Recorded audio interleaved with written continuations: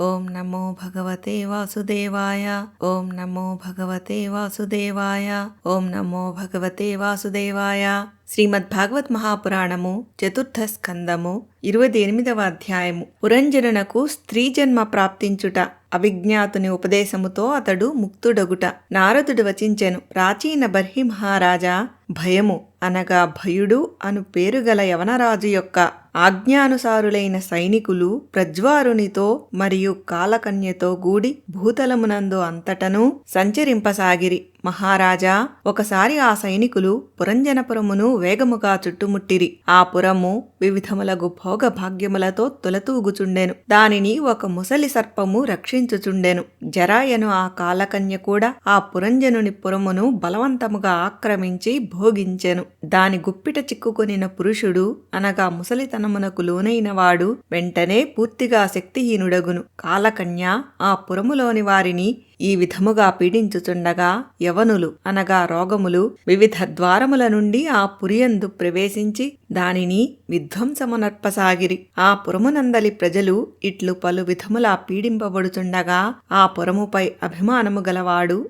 అనగా దేహాభిమాని మమతాగ్రస్తుడు బహుకుటుంబీకుడు అయిన పురంజన మహారాజును కూడా వివిధములగు క్లేశములు పట్టి పీడింపసాగెను. జరయను కాలకన్యచే కౌగలింపబడుట వలన పురంజనుడు వివేకశక్తిని కోల్పోయెను. విషయలోలుడగుటతో అతడు దైన్యస్థితికి లోనయ్యెను. అతని సంపదలు పూర్వ వైభవములు అడుగంటెను. గంధర్వులు యవనులు బలప్రయోగముతో అతని సకలైశ్వర్యములను దోచుకొనిరి. అతని నగరమంతయును శిథిలమై చెల్లాచెదరయ్యెను. పుత్రులు పౌత్రులు భృత్యులు అమాత్యులు అతనికి ప్రతికూలురై అతనిని ఏమాత్రము ఆదరింపకుండిరి. భార్యయు ప్రేమ చూపకుండెను. దేహము కాలకన్యవశమయ్యెను అనగా వృద్ధాప్యము ముసురుకొనెను. పాంచాల దేశము శత్రువశమై భ్రష్టమాయెను. ఈ పరిస్థితులను గమనించిన పిమ్మట ఆ పురంజనుడు అంతులేని దుఃఖమునకు లోనయ్యెను. ఆ విపత్తు నుండి బయటపడుటకు ఉపాయమును గానక దిక్కుతోచనివాడయ్యెను. కాలకన్యకు వశుడగుట వలన అతడు పూర్తిగా శక్తిహీనుడయ్యెను. అయినను అతనిలోని కోరికలు చావక అతడు ఎంతయో దీనుడయ్యెను.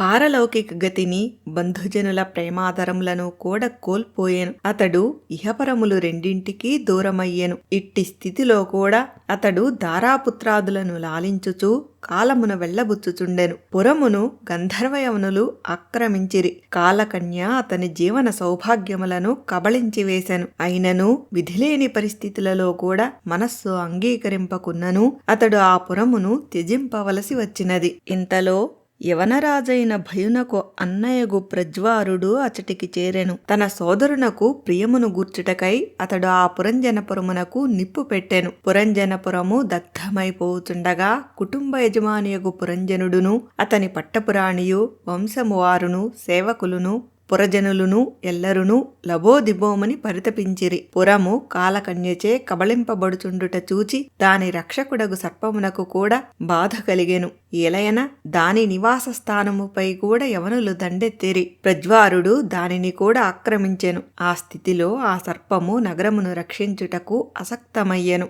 తగలబడుచున్న వృక్షము యొక్క తొర్రలో నివసించుచున్న సర్పము వలె ఆ సర్పము కూడా భయముతో వణకుచూ ఆ పురము నుండి బయటపడదలచెను. ప్రాచీన బర్హి మహారాజా, ఆ సర్పము యొక్క అవయవములు అన్నీయును శిథిలములై ఉండెను. గంధర్వులు దాని శక్తిని పూర్తిగా క్షీణింపజేసిరి. ఆ సర్పము బ్రతుకు జీవుడా అని పారిపోచుండగా జూచి శత్రువులకు యవనులు దానిని అడ్డగించిరి. అంతటా అది దుఃఖముతో ఏడవసాగెను. గృహమునందు ఆసక్తి గల పురంజనుడు దేహగేహాదులయందు నేను నాది అనగా అహంకార మమకార భావమును కలిగియుండుట వలన మిగుల అయోమయ స్థితికి గురి అయ్యెను. భార్య యొక్క ఎడబాటునకు తట్టుకొనలేక అతడు దైన్యస్థితికి లోనయ్యెను. అప్పుడు అతడు తన కుమార్తెలు పుత్రులు పౌత్రులు కోడళ్ళు అల్లుళ్ళు సేవకులు ఇండ్లు వాకిండ్లు మిగిలిన ఆస్తిపాస్తులు మొదలగు వాటిపై గల అనుబంధమును చంపుకొనలేక ఇట్లు చింతింపసాగెను. అయ్యో, నా కుటుంబ భారము పెద్దది. నా భార్య పూర్తిగా అమాయకురాలు.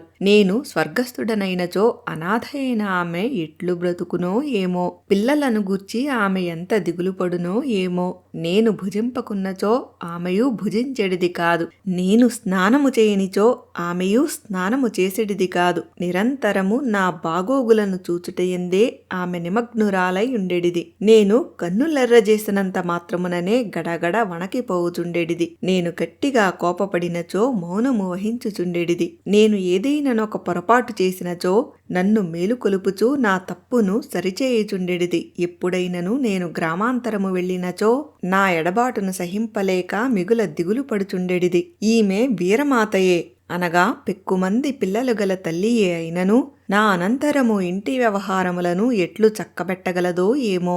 అన్ని విధములుగా నా మీదనే ఆధారపడి జీవించుచున్న నా పుత్రులు పుత్రికలు నేను గతించిన పిమ్మట ఎట్లు బ్రతుకుదురో ఏమో. సముద్రము మధ్యలో నావ పగిలిపోయినప్పుడు దురవస్థల పాలగు యాత్రికుల వలె వీరు దారి తెన్ను లేనివారగుదురు గదా. వాస్తవముగా ఎవ్వడైనను జ్ఞానదృష్టితో ఆలోచించినప్పుడు ఈ విధముగా బెంబేలు పడుట ఏమాత్రమూ తగదు. కాని పురంజనుడు అజ్ఞానవశమున భార్యాపుత్రులపై గల వ్యామోహముచే ఇట్లు శోకాకులుడయ్యెను. ఇదే సమయమున అతనిని కబళించి వేయుటకై నిశ్చయించుకొని భయుడు అను యవనరాజు అనగా మృత్యువు తన సైనికులతో పాటుగా అతనిని సమీపించెను. యవనులు అతనిని పశువును వలె బంధించి తమ స్థానమునకు తీసుకొని పోవుచుండిరి. అప్పుడు అతని అనుచరులు అనగా దశేంద్రియములు, మనస్సు, బుద్ధి మిక్కిలి కలత చెందిన వారై దుఃఖాతిరేకముతో ఆయనను అనుసరించిరి. యవనులు అడ్డగించినను సర్పము అనగా ప్రాణము ఆ పురమును వదలి అందరితో పాటు వెళ్ళెను.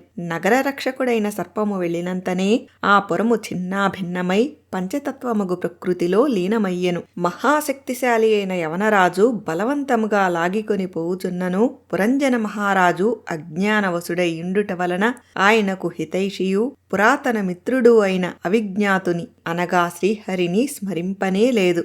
నిర్దయుడైన పురంజనుడు యజ్ఞములయందు బలిపేరుతో సంహరింపబడిన పశువులు అన్నియును ఆ బాధలను స్మరించుచు కోపముతో అతనిని గొడ్డళ్లతో ఛేదింపసాగినవి. అతడు పెక్కు సంవత్సరములు వివేకశూన్యుడై ఘోరమైన అంధకారమున అనగా నరకమునబడి తీరని కష్టముల పాలయ్యెను. స్త్రీలౌల్యమే అతని ఈ దుస్థితికి కారణమయ్యెను. పురంజనుడు అంత్యకాలమునందు తన ప్రియురాలినే మనస్సున స్మరించుచుండుట వలన మరు జన్మలో విదర్భ మహారాజు యొక్క గృహమున అందమైన కన్యగా జన్మించెను. ఆ కన్యకు యుక్త వయస్సు రాగానే విదర్భరాజు మహాపరాక్రమశాలి అయిన వీరునకే నా కుమార్తెను ఇచ్చి పెండ్లి చేయుదును అని ప్రకటించెను. అంతటా వీర భయంకరుడు పాండ్యదేశమునకు ప్రభువు అయిన మలయధ్వజుడు యుద్ధమున ఇతర రాజులను జయించి ఆమెను వివాహము చేసుకొనెను. మలయధ్వజునకు ఆ వైదర్భియందు చక్కని నేత్ర సౌందర్యము గల ఒక కుమార్తె కలిగెను. మరియు ఆమె తరువాత 7 కుమారులు కలిగిరి. ఆ 7 మందియు తరువాతి కాలములో ద్రవిడ దేశమునకు పాలకులైరి. రాజా వారిలో ప్రతి ఒక్కరికిని అసంఖ్యాకముగా సంతానము కలిగెను. ఆ వంశము వారే ఈ భూమండలమును మన్వంతరము వరకును ఆ తరువాతయు పరిపాలించెదరు. మలయధ్వజుని కుమార్తె చక్కని నియమనిష్టలు గలది. ఆమెను అగస్త్య మహాముని పెండ్లి ఆడెను. ఆమెకు దృఢచ్యుతుడు అను పుత్రుడు జన్మించెను. అతనికి ఇద్మవాహుడు అను తనయుడు కలిగెను. రాజర్షి అయిన మలయధ్వజుడు తన రాజ్యమును కుమారులకు పంచి ఇచ్చెను. పిమ్మట అతడు శ్రీకృష్ణుని ఆరాధించు కోరికతో మలయ పర్వతమునకు వెళ్ళెను. చక్కని చుక్కయగు వైదర్భియు తన మందిరములను సుతులను సకల భోగములను పరిత్యజించెను. పిదప ఆమె వెన్నెల చంద్రుని వలె తన భర్తయగు పాండ్యరాజును అనుసరించెను. అచట చంద్రవస, తామ్రపర్ణి, పటోదక అను పుణ్య నదులు కలవు. వారు ఆ పవిత్ర జలములలో పుణ్య స్నానములను ఆచరించి తమ శరీరములను అంతఃకరణములను పరిశుద్ధమునర్చుకొనిరి. వారు కందమూల ఫలములను, విత్తులను, పువ్వులను, ఆకులను, తృణములను, కడకు జలములను యథావకాశముగా స్వీకరించుచు తమ తపస్సులను కొనసాగించిరి. నియమపూర్వకముగా అట్టి కఠోర తపశ్చర్యలను ఆచరించుచుండుట వలన క్రమముగా వారి శరీరములు చిక్కి శల్యములయ్యెను. మలయధ్వజుడు శీతోష్ణములను, వర్షవాయువులను, ఆకలి దప్పులను, ఇష్టానిష్టములను, సుఖ దుఃఖములను, తదితర ద్వంద్వములను జయించి సర్వమునందు పరబ్రహ్మను దర్శించే సమచిత్తమును సాధించెను. వారు తపశ్చర్యలచే ఉపాసనల వలన విషయవాసనలను నిర్మూలించిరి. యమనియమాదుల ద్వారా ఇంద్రియములను, ప్రాణములను, మనస్సులను వశపరచుకొనిరి. పరబ్రహ్మ పరమాత్మయందు ఐక్యస్థితిని పొందిరి. ఈ విధముగా వారు 100 దివ్య సంవత్సరముల వరకు స్థాణువుల వలె నిశ్చల భావముతో ఒకే స్థానమున ఉండిరి. భగవంతుడైన వాసుదేవుని యందు సుదృఢమైన భక్తి కలిగియుండుటచే వారికి దేహధర్మములపై ధ్యాసయే లేకుండెను. రాజా, సర్వలోక గురుస్వరూపుడైన పరమాత్మయగు శ్రీహరి యొక్క ఉపదేశ ప్రభావమున ఆ మలయధ్వజుని అంతఃకరణమునందు విశుద్ధ విజ్ఞాన దీపము వెలుగొందెను. ఆ స్ఫురణతో అతడు అంతఃకరణ ఉపాధి అయిన ప్రత్యేగాత్మను దర్శింపగలిగెను. అది స్వప్నావస్థ వలె దేహాది సమస్త ఉపాధులలో వ్యాపించి ఉన్నట్లును అట్లే వేరుగా ఉన్నట్లును అనుభూతిని పొందెను. అంతటా అతడు అన్ని విధములుగా ఉదాసీనుడయ్యెను. అతడు తన ఆత్మను పరమాత్మయందును పరబ్రహ్మమును ఆత్మయందును అభేద రూపముగా దర్శించెను. కడకు ఈ అభేద చింతనను కూడా త్యజించి సర్వదా ఉపరతుడయ్యెను. ప్రాచీన బర్హి మహారాజా పతిని దైవముగా భావించునట్టి వైదర్భి ఆ సమయమున సకల భోగములను పరిత్యజించెను. ఆ సాధ్వి పరమధర్మజ్ఞుడు తనకు పతియు అయిన మలయధ్వజనకు ప్రేమతో పరిచర్యలను గావించెను. అప్పుడు ఆమె నారచీరలను ధరించియుండెను. ఆమె కేశములు జడలు గట్టియుండెను. ఉపవాసాది వ్రతాచరణములచే ఆమె దేహము శుష్కించియుండెను.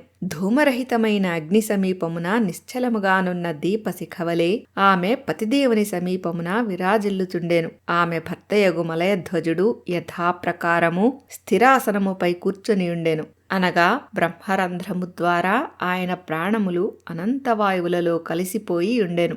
ఆమె ఆ విషయమును ఎరుంగక ఆయనను సమీపించి ఎప్పటివలే ఉపచారములనొనర్చెను. ఆమె తన పతి పాదములను సేవించుటకు ఉద్యుక్తురాలై ఆయన పాదములను స్పృశించెను. అప్పటికే ప్రాణములు పోయియున్నందున అవి చల్లబడియుండెను. వాస్తవ విషయమును గ్రహించిన ఆమె మందకు దూరమైన ఆడు లేడివలే ఎంతయో తల్లడిల్లెను.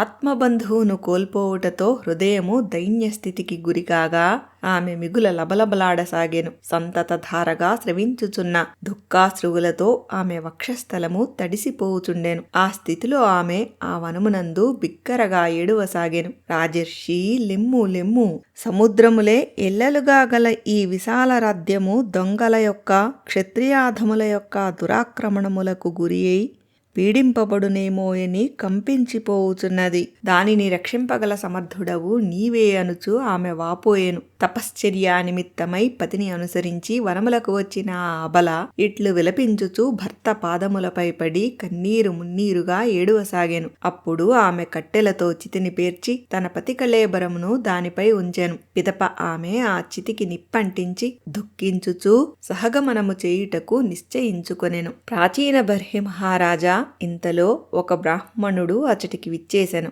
ఇంతకు ముందే అతడు ఆమెకు సుపరిచితుడైన హితుడు, ఆత్మజ్ఞాని. దుఃఖాతిరేకముతో ఏడ్చుచున్న ఆమెను అతడు మృదు మధురమైన ఆత్మీయ వచనములతో ఓదార్చుచూ ఇట్లు పలికెను. బ్రాహ్మణుడిట్లు పలికెను, అమ్మా, ఇంతకును నీవు ఎవరు? ఎవరి కుమార్తెవు? చితిపై ఉన్న ఈ పురుషుడు ఎవరు? ఈయనకై ఎందులకు ఏడ్చుచున్నావు? అది సరే, ఇప్పుడు నన్ను గుర్తుపట్టితివా? వాస్తవముగా నేను నీకు మిత్రుడను. పూర్వము నీవు నాతో తిరుగుచునే ఇంటివి. మిత్రమా, నేను గుర్తునకు వచ్చుచున్నానా? నేను అవిజ్ఞాతుడు అను పేరుగల నీ సఖుడను.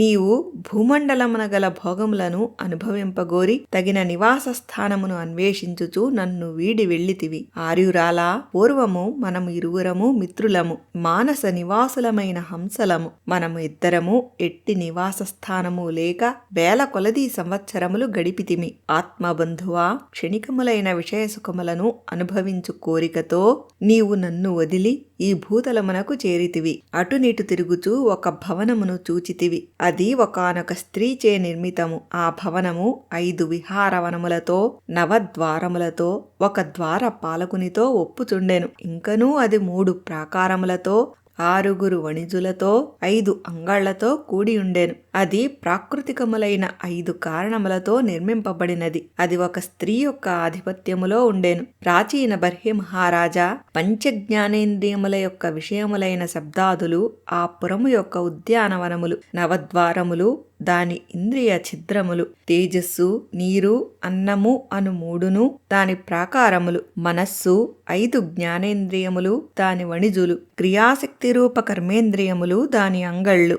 ప్రాకృతికములు శాశ్వతములు అయిన పంచమహాభూతములు దాని ఉపాదాన కారణములు, నిశ్చయాత్మకమైన బుద్ధిశక్తి దాని యజమాని. ఇట్టి నగరమునందు ప్రవేశించిన పురుషుడు అనగా జీవుడు జ్ఞానశూన్యుడై తన స్వరూపమును మరచిపోవును. మహారాజా, ఆ నగరమునందు దాని యజమానురాలి యొక్క ఉచ్చులోబడి ఆమెతో విహరించుచు నీవు స్వస్వరూపమును మరచిపోయితివి. ఆమె సాంగత్య ప్రభావముననే నీకు ఈ దుర్దశ ప్రాప్తించినది. నీవు యథార్థముగా విదర్భరాజు యొక్క కుమార్తెవు కావు. వీరుడైన ఈ మలధ్వజుడు నీకు భర్తయును కాడు. నవద్వారములు గల ఆ పురమునందు నిన్ను బంధించిన ఆ పురంజనునికి నీవు పత్నియును గావు. పూర్వజన్మలో నిన్ను నీవు పురుషునిగా భావించుకొనుచుంటివి. ఇప్పుడు నీవు స్త్రీవి అనుకొని ఇతనితో సహగమనము చేయుటకు సిద్ధపడుచున్నావు. ఇది అంతయు నా మాయయే. వాస్తవముగా నీవు పురుషుడవు కావు, స్త్రీవి కావు. మనము ఇరువురము హంసలము. అదియే మన ఇరువురి వాస్తవ స్వరూపము అని ఎరుగుము. మిత్రమా, నేను ఈశ్వరుడను, నీవు జీవుడవు. నీవు నాకంటేనూ వేరుగాదు. విచక్షణతో ఎరుగుము. నేను నీవు ఒకటే. జ్ఞానులు మన ఇరువురిలో ఏమాత్రము భేదము చూడరు. ఒక పురుషునకు వాని శరీర రూపము అద్దములో ఒక విధముగను, మరి ఒక వ్యక్తి నేత్రములయందు వేరొక విధముగను కనపడును. అట్లే విద్య అవిద్య ఉపాధులు భేదము వలన ఒకే ఆత్మ ఈశ్వరుడు జీవుడు అను రెండు విధములుగా గోచరించును. ఈ విధముగా హంస అనగా ఈశ్వరుడు మానస సరోవర హంసను అనగా జీవుని జాగృతమనర్చెను. అప్పుడు ఆ జీవుడు స్వస్వరూపస్థితుడై తన మిత్రుని ఎడబాటు వలన మరచిపోయిన ఆత్మజ్ఞానమును మరల పొందెను. ప్రాచీన బర్హి మహారాజా, ఆత్మజ్ఞానమును గూర్చి నేను నీకు పరోక్షముగా ప్రదర్శించి తిని. ఏలయన జగత్కర్తయు జగదీశ్వరుడును అయిన భగవంతునకు పరోక్ష వర్ణనమే మిక్కిలి ఇష్టము. ఇది శ్రీమద్భాగవత మహాపురాణమునందలి 4వ స్కందమునందు 28వ అధ్యాయము. ఓం నమో భగవతే వాసుదేవాయ. ఓం నమో భగవతే వాసుదేవాయ. ఓం నమో భగవతే వాసుదేవాయ. స్వస్తి.